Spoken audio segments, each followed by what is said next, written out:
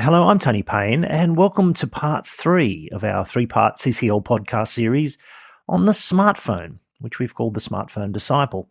And if you haven't listened to episodes 1 and 2, let me really encourage you to press pause and go and do that. You'll struggle to really make good sense of what follows in this episode without the background of those first two. Because in this final episode, we conclude a train of thought that we began back in episode 1. And in that episode, we considered what a smartphone really is and how it's not just a neutral device or implement that we have in our hands, but it's a very powerful agent. It's an agent of change in our lives. It trains us, it teaches us, it shapes us in all kinds of ways. It disciples us. And we brought this understanding with us into episode 2, where we thought about how Christ would disciple us with regard to this sort of technology. How through the scriptures, through his word to us, he teaches us a way of seeing and understanding and living in the world and living with the products of our technology. And now, in this final and third episode, we're going to consider how to finish that train of thought in practice, in action. What should we do? How should we live in light of the renewed understanding we now have from the scriptures? That's our task in this episode of the Centre for Christian Living podcast.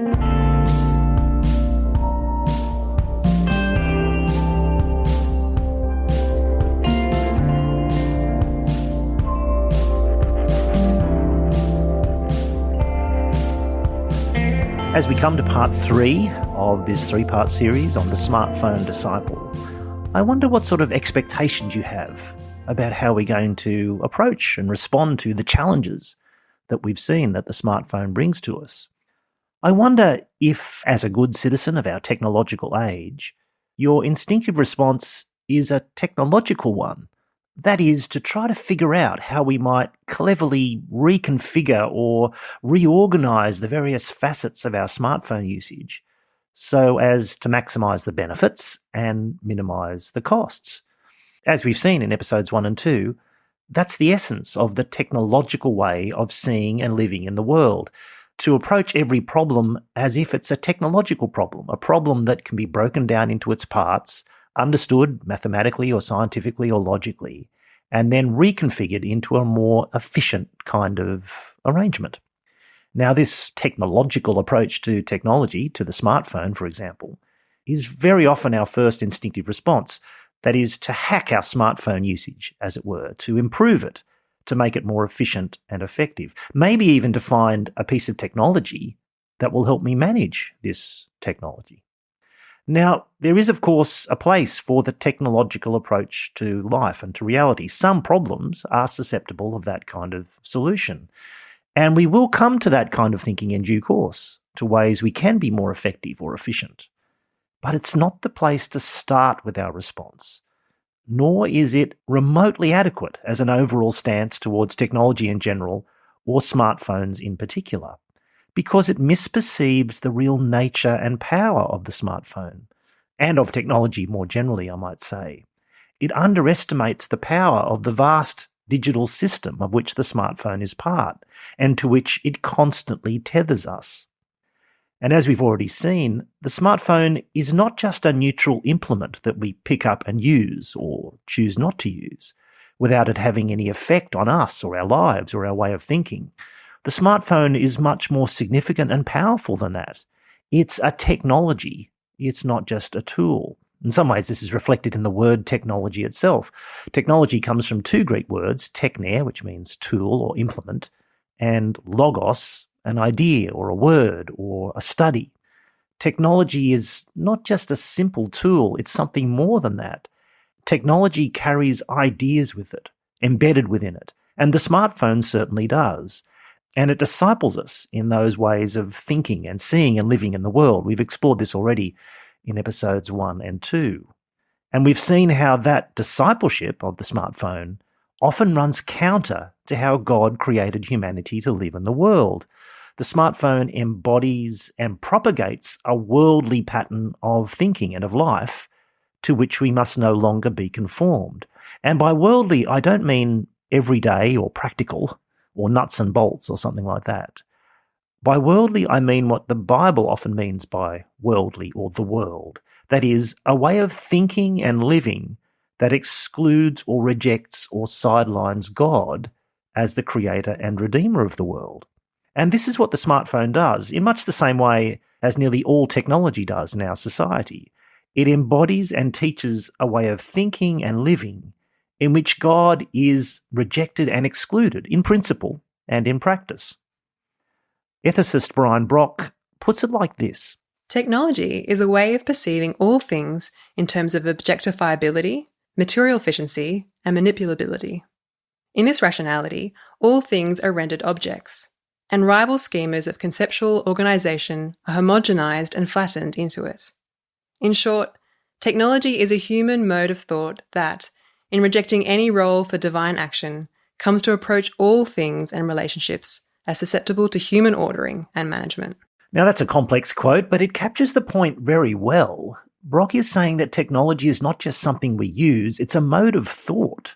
It's a way of thinking and perceiving things that reduces everything to a material object that we can manipulate and rework for efficiency. And when we approach the smartphone this way, as just an object that we could perhaps configure in the most efficient way, we're showing ourselves to be thoroughgoing members of a technological society with a technological way of thinking about everything. But as Brock also points out, this way of thinking has no place for divine action, for any consideration of what it means for God to have created and ordered the world and spoken the truth about the world, no place at all, and therefore no place for moral claims about technology. The technological mindset approaches everything with the assumption that we humans can order it and manage it. So, at one level, the Christian response to the nature and power of the smartphone must begin not with a technological mindset of how we might use it more efficiently, but with an explicit reassertion of divine action and divinely authorized claims about what is good and true and best for us as human beings. Now, we've explored some of those theological and moral claims in part 2 of this podcast series, but it remains for us to articulate how they might play out in our lives. What habits of life correspond to those theological and moral truths? And how might those habits of life become a framework, a way of living, in which faithful Christian disciples can become like their master? We're going to address this under 4 headings or 4 habits of life that we might adopt as faithful Christian disciples. We'll talk about what those habits of life might be like in general, but what they're like specifically in your particular circumstance and situation, that's for you to think through carefully and prayerfully. Well, let's turn to the first one. Live thankfully as a human in God's creation. This first habit of life is simply to be grateful for the way God has made us and the way He's made the world, rather than constantly trying to outstrip or leave behind our created natures and their goodness. Oh, give thanks to the Lord, for He is good, for His steadfast love endures forever. Who can utter the mighty deeds of the Lord or declare all His praise, says Psalm 106. And this might stand for any number of the Psalms that bubble over with joy and thankfulness and praise, with a declaration and a witness of just how crackingly good everything is that God has done and God has made. Love your work, we say to someone whom we admire in all that they do. And that's what we should say to God constantly when we consider our own human, embodied, created selves and the world in which He's placed us. Love your work, Lord. But it's very possible not to be thankful, but to reject the goodness of God's gifts. Paul talks about this in 1 Timothy 4. Now the Spirit expressly says that in later times some will depart from the faith by devoting themselves to deceitful spirits and teachings of demons, through the insincerity of liars whose consciences are seared, who forbid marriage and require abstinence from foods that God created to be received with thanksgiving by those who believe and know the truth. For everything created by God is good, and nothing is to be rejected if it is received with thanksgiving, for it is made holy by the word of God and prayer. What Paul is criticizing here in very strong language is what some people are doing with respect to God's good created gifts, in this case, marriage and food. They're rejecting them, they're leaving them behind in the tragic and mistaken view that somehow this is the path to a better life or a more spiritual life. The faithful, in fact, the rational response to our creatureliness is thankfulness. The reality of our world and our lives within it, it's all given to us. Our bodily nature as men and women, our finitude in space, the fact that we occupy a certain amount of space at any one time and can't be somewhere else, and our finitude in time, the fact that life is given to us in an unfolding present of events and happenings and occasions that rise up to greet and confront us and into which we act. All of this, all our human powers and faculties and the nature of our embodied life, it's all given to us. It's what Marilyn Robinson calls the givenness of things, and which we should recognize and rejoice in and be thankful for. Now, the trouble is that the technological mind, as epitomized in the smartphone, constantly subverts or rejects or seeks to transcend our givenness, our createdness. It constantly seeks to go beyond the boundaries and limits of our human created natures. In fact, our human createdness is regarded as a kind of a nuisance, an inconvenience to be overcome. And so we seek to live a kind of superhuman life, unbound by time or space or any individual limit. We're invited into a virtual existence in which we can be anywhere, see anything, talk to anyone, know any fact. We're invited into a kind of ersatz omniscience, a kind of cheap plastic omnipresence. I wonder if it's really so different from the ambitious thoughts that ran through Eve's mind when she reached out for the forbidden fruit with the desire to become like God. We need to be aware of how much the smartphone urges us constantly to prioritize this virtual superhuman existence over the bodily created existence, to be somewhere else rather than to be here and now. We scroll and get incensed about some injustice that we see happening somewhere else in the world, but what can we actually do about it? Not very much. In fact, in our interview with Brett McCracken, who is the co-author of Scrolling Ourselves to Death, he had this to say. There's so much information stimulation, so much negative, bad news or infuriating news. It kind of overstimulates you cognitively and emotionally and spiritually in a way that is unhealthy for us. And we don't know what to do with that.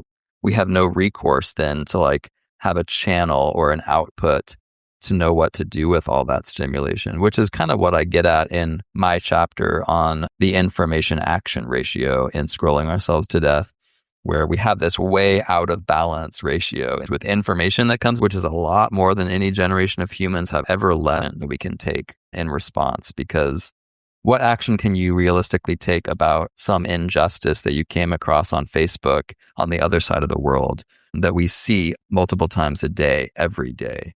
All you can really do is take the action of feeling bad, feeling angry, which is good. It's how God created us, to be angry at injustice, to have compassion.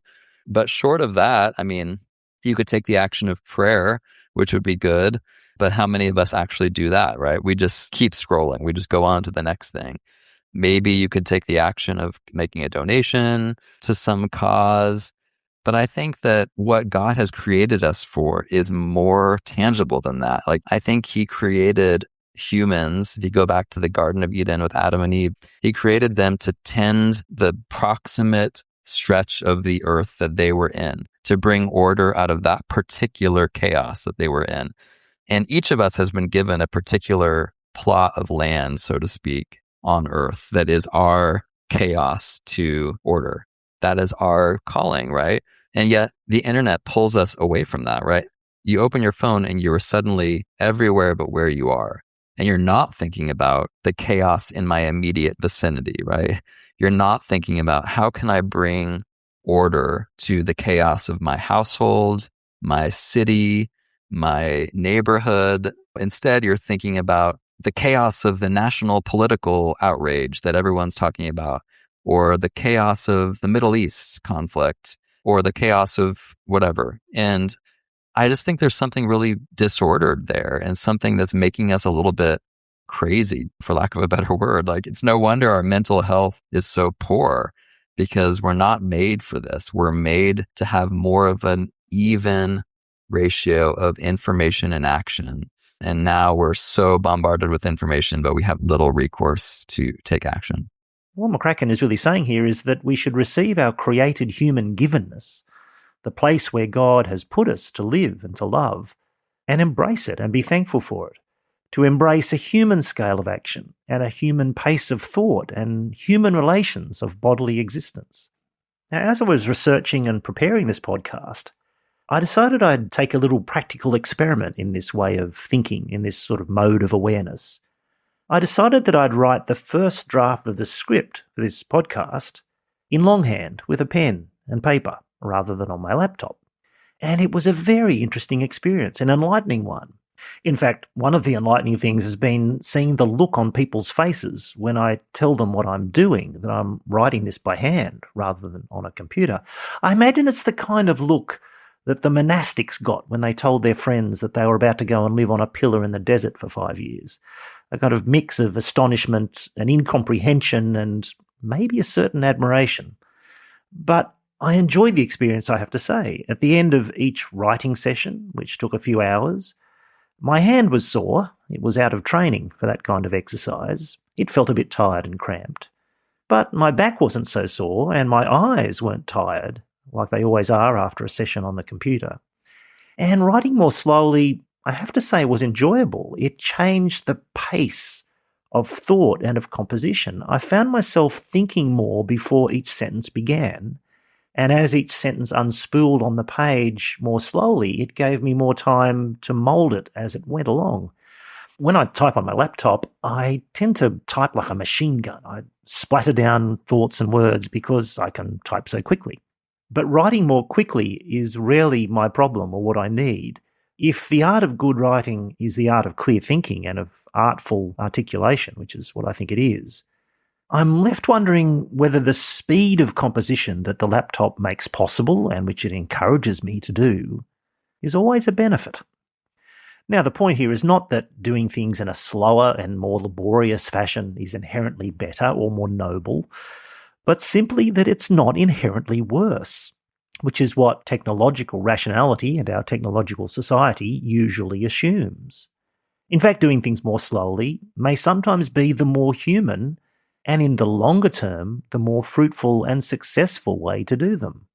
What would it mean in your situation to live thankfully along the grain of your created nature, to regard your daily bodily experience as a good thing, to be enjoyed, rather than a bothersome limitation, always to be transcended in whatever way we can, as technology allows us to do? Maybe we'd ask ourselves questions like this. When I go for a walk or ride my bike, why not leave the phone behind and enjoy the sights and sounds and smells and sensations of moving through God's world in all its beauty and variety? Does every moment of my day need a soundtrack? In fact, what am I not hearing or not seeing or not thinking about?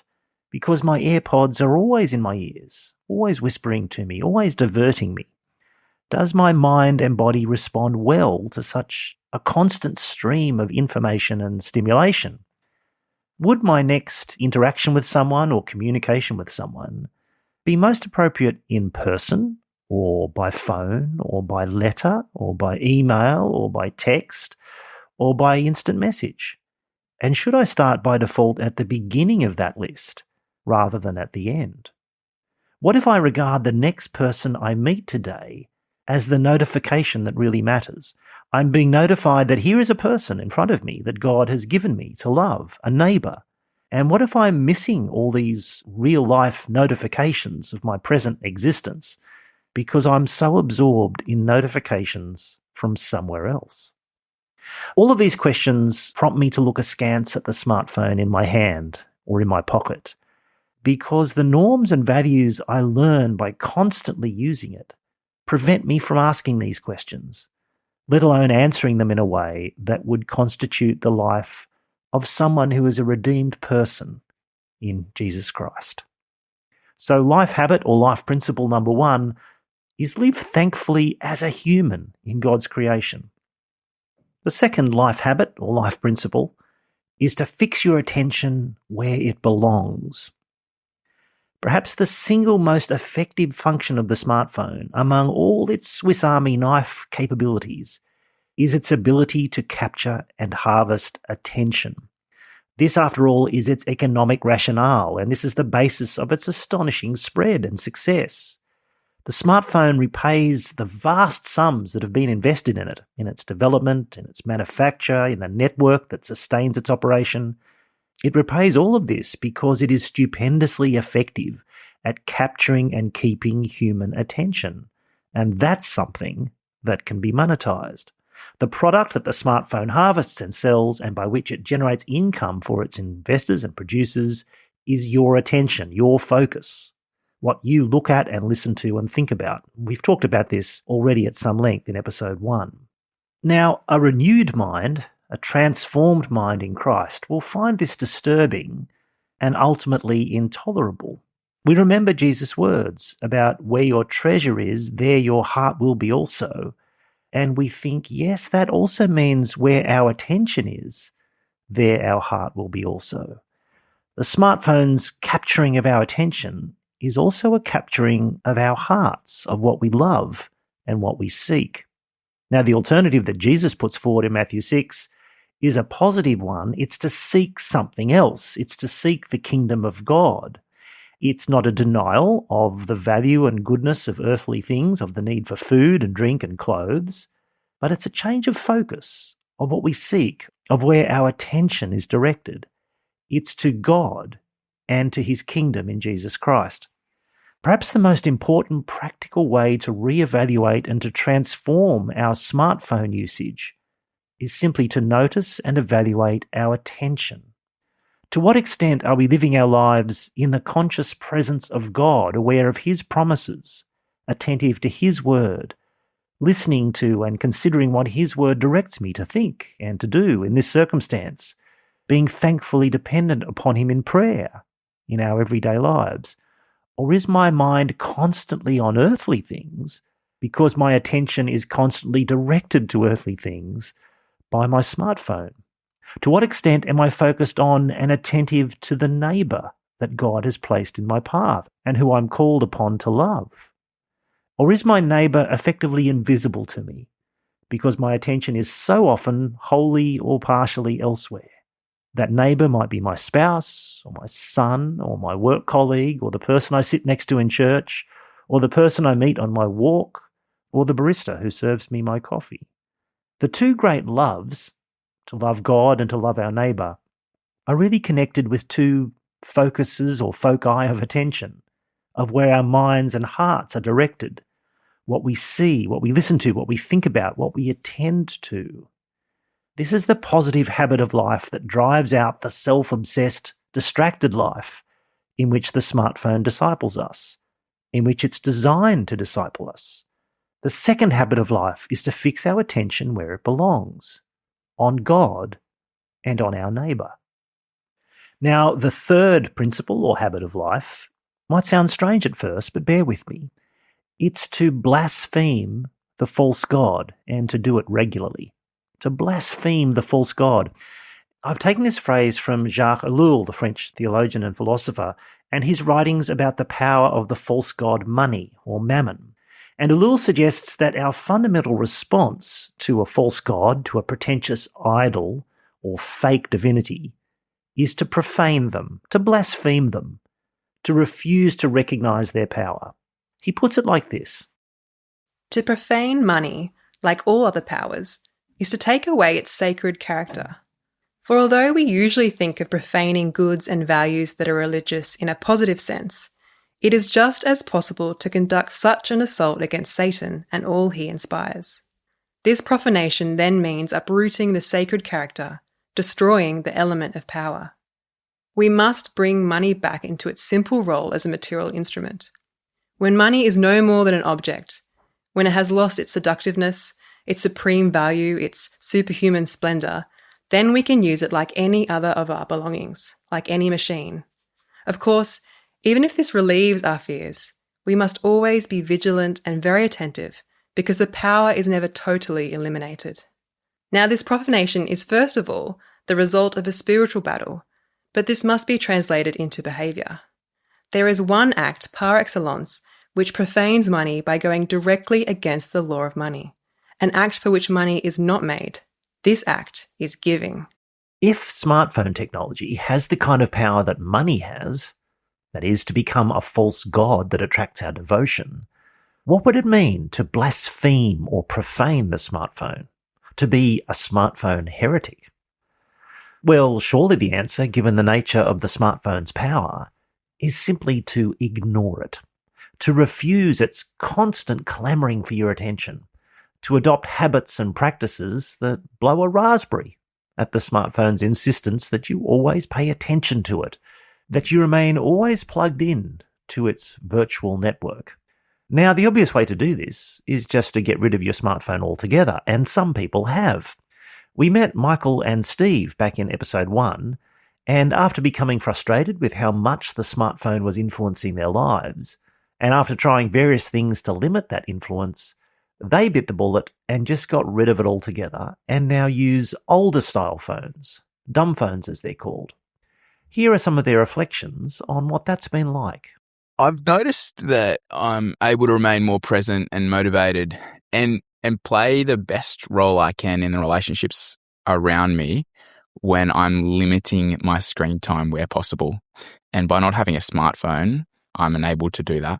The sacrifices I've found are, number one, this is a big one, I'm less cool. I don't have the latest iPhone, and how can I reach people with the latest iPhone? I'm less cool, which is a bit sad. And I also can't order food from my table at a restaurant, another big one. Another one is I can't use WhatsApp as well. And so there are frustrations. I think the biggest frustration is I've got less flexibility when I'm wanting to go somewhere with directions. And so I've learnt that I need either a portable GPS, a friend, or I need to plan extensively in advance. Yeah, very relatable, Steve.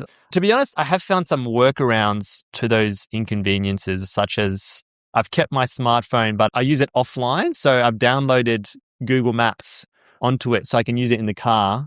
And I've switched banking from my smartphone to my laptop. A lot of things just have switched to my laptop. So there are some inconveniences, but I'm just trying to find some sort of street smart ways of dealing with those. But in terms of the advantages, yeah, I think just lifestyle, Steve was using that word and it's a bit cliche, but feeling more present in situations, not as easily distracted. Life is just simpler, more simple, which just makes it more enjoyable. Perhaps for whatever reason, switching to a dumb phone is just not for you. Perhaps it's not realistic. There are other solutions, though, and here's Jose to discuss some of them. I think in one sense, we need to be honest with ourselves that there will be some inconvenience to real change because we can't have it all. And because the way that I think Christians are going to use technology is going to be different to the way the world uses technology, there's going to be some friction naturally that's going to come out of that. And I think we need to be okay with that friction. So for example, for me, I have a very limited set amount of websites that I can use on my phone, but nothing else. And a lot of time when I go to a restaurant, I can't scan the code and order online. And sometimes I need to use someone else's phone or I go to the counter and order like we used to, give me a physical menu. And that can be inconvenient and awkward and things like that. But I think if we're okay with knowing that there will be friction, that there's different things are going to be uncomfortable, it will mean that we might make some more bold moves that otherwise we would be afraid of making. Yeah, that would be my top pick. And I guess very tied in with that top pick would be to be honest with ourselves on how we use technology and then actually doing something practical about it. Rather than just saying, I will do better. I will delete the app. Well, if you delete the app and you download it the next minute, it's completely pointless. So I think my tip would be to actually putting boundaries between you and technology that actually stops you from doing the thing where you don't want to do. And that's going to be hard and it's going to be inconvenience, but it's not the world and you will adapt. But I truly do think that we can build walls around our technology so that it serves us and they don't rule over us. But they will take trial and error. It will be inconvenient, but I think it can be done. So we need to actually just do it. Jose has developed some very clever techniques for doing the kinds of things he mentions in that clip, for building and maintaining walls around your smartphone, for turning an iPhone or an Android phone into a much more limited, tame kind of device, a passive phone, I guess you might call it. And we've put some links in the show notes for some videos that Jose's recorded showing you just how to do that. The important thing in all of this is to be honest and thoughtful about how you're using your phone, or how your phone is using you. To stop running after its distractions like the Gentiles do, if I can channel Matthew 6 again, but instead to seek the kingdom. There's always both a negative and a positive move in the transformation of our minds and our lives, to stop one thing and to start another, to stop being conformed to the world and to be renewed in our minds and attention. Elsie and Karen had some interesting thoughts and suggestions along these lines. So if I could sum up my top tip, this might be more than one tip. I think of 3 words: who, why, and replace. So I would encourage people to think deeply about who they want to be and how does their use of their smartphone help them in that. Is it taking them closer to who they want to be or further away? And also think deeply about your why. That is, why are you using your smartphone? And if you want to cut down the usage, why do you want to use it less? And that why will help you work out how to replace your smartphone. So if I am using doom scrolling or endless scrolling as a relaxation tool, what can I replace it with instead? So look for more tactile things. If you like puzzles or building Lego, go do those things. Go to the library, get a book, or go to the street library to get a book. I love pen and paper, so I've taken up journaling and planning using pen and paper. I find that really helps. And occasionally I try to doodle, but because I'm not an artist, sometimes I still turn back to my phone for reference pictures. But that would be my tip, is to think very deeply about who do you want to be? Why do you want to reduce your screen time and replace? I think I'm similar in that after reading that article that Ben sent me, I was very much thinking, I want to be able to hack this device in such a way so that it serves me rather than me serving it. So obvious things like turning off pretty much all notifications so that they don't bother me. But also, there's one feature of the iPhone that I really like, and it's the focus one, because you can make it location specific. Oh, wow. Yeah. I don't think a lot of people know that. I've set it up so that as soon as I set foot on church, it immediately goes into Do Not Disturb. Over the past few months, I've been experimenting with some of these blasphemous and heretical smartphone practices. Apart from the ones that have been mentioned just in the last few minutes, I've tried, just for a certain amount of time each day, turning my phone off and putting it in a drawer, just ignoring it, and trying to have it as physically on my person as little as possible. Certainly not to carry it around in my hand, which is what I see most people under the age of 25 doing these days. All of this is to say, it's worth trying to be a little more like the vast majority of humans in all of human culture, in all of human history, who have had absolutely no need to be plugged in and instantly contactable at all times. Now, I'd like to say that all of this has led to me feeling less anxious, less harried, less mentally frazzled and distracted. And I think it has, although, of course, there's some confirmation bias in that perhaps. But I've certainly noticed how much more I'm reading and how the ability to read for longer periods of time is coming back to me. And I've noticed that I'm noticing more. I seem to be a bit more present somehow in daily life, more aware of the people around me, more responsive to them even. I'm having more casual and unplanned conversations. I find myself spending more time looking up and outwards to the people around me, rather than with my neck craned at that strange angle concentrating on the phone. And this brings me to life habit number 4, the fourth and final thing to mention, and that is to use your phone as an instrument of love. Humans are given the task of making something of the world in the love of God and for His glory, and in the love of our neighbour. And all human making, all human manufacturing and tools and technology, they find their goodness in being part of this divinely given project of our lives. And so too the smartphone. Much of this podcast series has been focused on waking up to the worldly patterns of thought and life that the smartphone disciples us in, and actively resisting and rejecting these. But in that rejection and in the transformation of mind and life that follows, is there a way to use the smartphone that does conform to the good and pleasing and perfect will of God? Well, if there is, it's to use the smartphone instrumentally, to use it to love our neighbours, to use it to do something good and worthwhile that benefits other people. And when the smartphone assumes this dimension, it does in fact become an extension of ourselves, a tool in our hands to do what we were created to do. Much as we can use money well for the sake of others in generosity, so perhaps we could use the smartphone well when it's employed occasionally and appropriately, not in the service of a healthier, happier, more entertained and satisfied me, but in order to bless other people. When we reject its attempts to be an attention-harvesting discipler of our lives, and instead use it like an inert, lifeless, useful tool, well, perhaps the smartphone becomes almost like a pocket knife.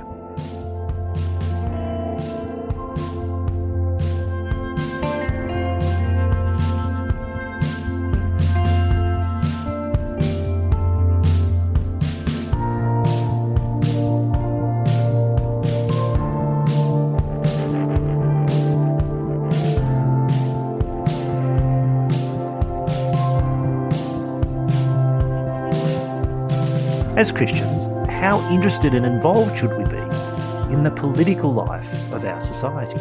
Now, some of us couldn't be less interested in politics. We ignore it as much as we possibly can and try to just get on with what we see as the important aspects of living the Christian life and ministering to others. Others of us are really much more interested in politics. We dive right into the online debates, we keep ourselves informed, and we think that Christians have a real contribution to make politically. Now, which of these two kind of approaches is the more faithful Christian approach, or is it somewhere between the two? And why is it that when we do get involved in politics in some way as Christians and we try to engage in the debate, we often feel that we don't fit in? We're not quite left, we're not quite right, we're kind of both and neither at the same time. Christians often feel marginal in the political life of our society and wonder where we fit. I'm Tony Payne, and we're going to be examining these questions at a Centre for Christian Living ethics workshop on Wednesday, May the 20th at Moore College, starting at 7 p.m. The title of the workshop is Left, Right, Out, the Strange Position of the Political Christian. And I do hope you'll join us to talk together about these important matters. You can get all the information, including how to register, at ccl.moore.edu.au. That's ccl.moore.edu.au. I do hope you can join us on Wednesday, May the 20th for this important workshop.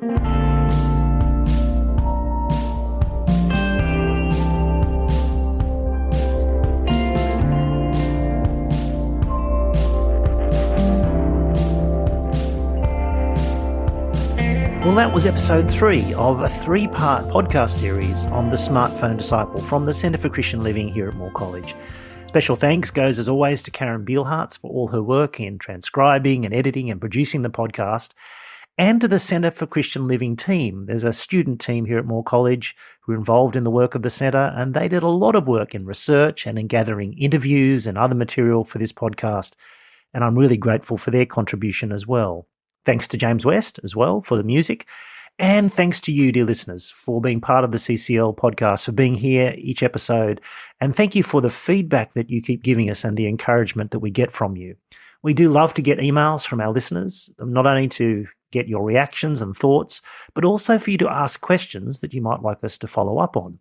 You can send an email to ccl@moore, that's M-O-O-R-E, moore.edu.au, ccl@moore.edu.au.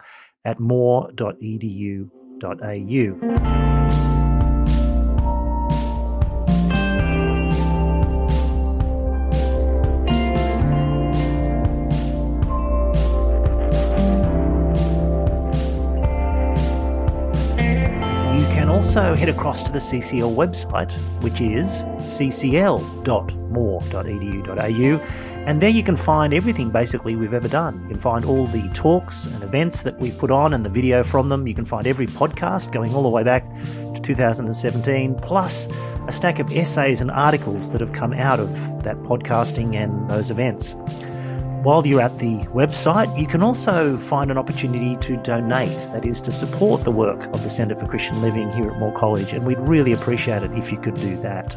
And also, as all podcast hosts are required to say, we'd love you to subscribe and to give us a review on whatever podcast app you use, because that helps others to find this podcast. Well, that's about it for this episode and this special 3-part series from the Centre for Christian Living. I'm Tony Payne. Bye for now.